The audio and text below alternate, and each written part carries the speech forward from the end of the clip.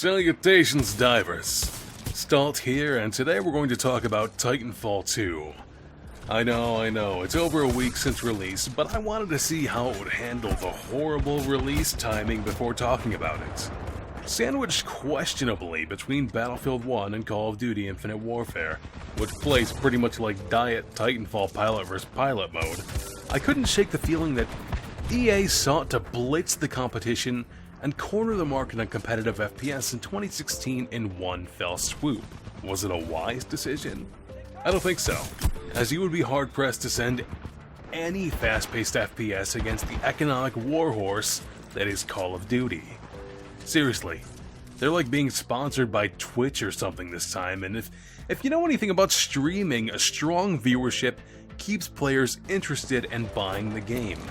Unfortunately, the multiplayer has little room for storytelling and has yet to develop an esports scene, so the streaming has died down pretty fast.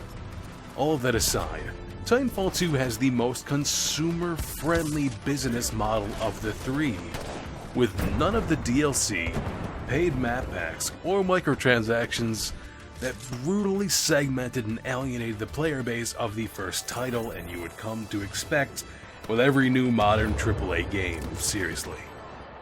This is a rare occasion where a larger developer listened to its player base and learned from its mistakes. Hopefully, that will be reflected in community longevity, but when it comes to incentive to keep playing, it's hinged entirely on the smooth, badass movement and weapon system, because the leveling and upgrades are subpar at best. This game is easy to boot up and knock out a few rounds within an hour without having to worry about committing to any super long or painful matches. Generally, when a round is really sucking, it's over in less than 10 minutes.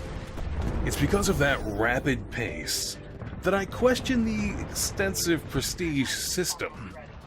Maybe I'm not target audience, but one of my favorite colors is orange. And I'm about 26 hours into the game, including the campaign. And that puts me just over halfway to the first player prestige and midway through my second prestige for my favorite weapon. But the orange color camouflage is like 7 prestiges deep in each category. So who is in charge of this? That's gonna be like a couple 100 hours before I get the simple cosmetic color I want. And that's just on one gun. You've got to do it for each weapon individually. At least they have the decency not to make you level your character's skin separately. That'd be like 5 steps too far. There are some camos you can buy with the in-game currency that accumulates really slowly.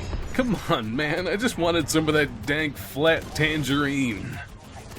Yeah, whatever. So, the only real progression you feel is in your camouflages and banners, which I guess is pretty much par for the course with competitive FPSs these days, so that's more of a general complaint about the state of gaming than anything else. So I'm just gonna get back on topic because the color of your gun doesn't actually matter. Of course it matters! Give me the gun! Member BT? Yeah, we member. BT actually means best Titan. The campaign in this game was wonderfully paced, past the first hour that is. It starts pretty generically as you get the feel of the world and begin bonding with your Iron Giant. But as the game progresses, you actually get attached to this big stupid lunk of metal that seems to have more depth than any of the humans you come across.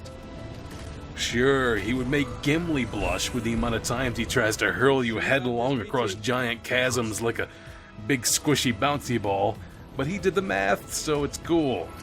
The villains aren't ultra memorable because they tend to appear as quickly as you put them down, but they are a welcome addition that add more character to the narrative. Remember the pacing I mentioned? There are a few segments in the game that are reminiscent of Portal, where you have to use your environment, skills, and platforming to solve problems and progress the game. These were welcome respite from the fast-paced action I expected to carry throughout the game.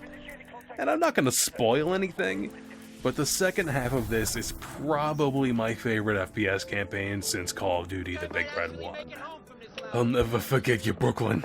Your body may not have made it home, but I like to think that each of us carried a little piece of you back in our hearts.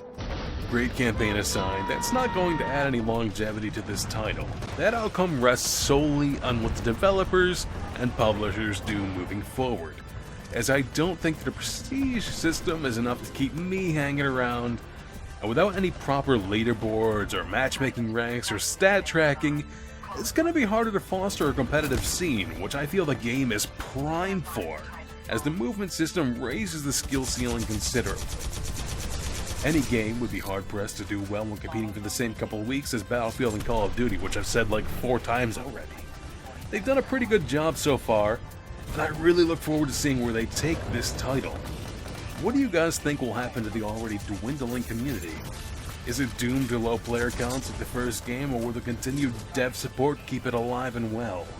Share your thoughts in the comments below, and I'll roll some dice on Thursday, the 10th of November, and give away a deluxe copy to one of you.